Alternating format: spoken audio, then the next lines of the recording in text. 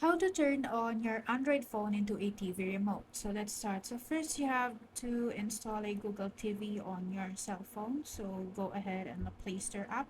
So if you already have the Google TV, so you can open the application and click the open right here.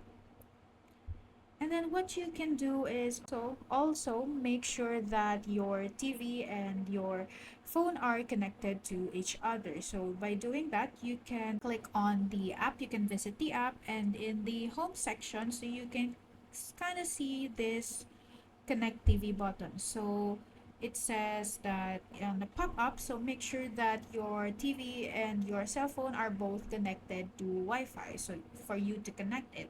So in this case, I don't have a TV device that is near me for now, but in your case, if you have already find your TV unit on this section pop up right here, so you can click on that one, and in that way you can successfully have a control on your TV by using your cell phone as a remote. So you will have a buttons, a volume up and down buttons, and also you can play videos just by using your phone.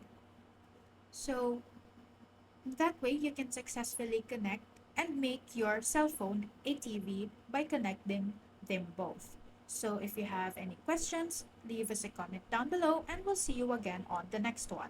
Thank you.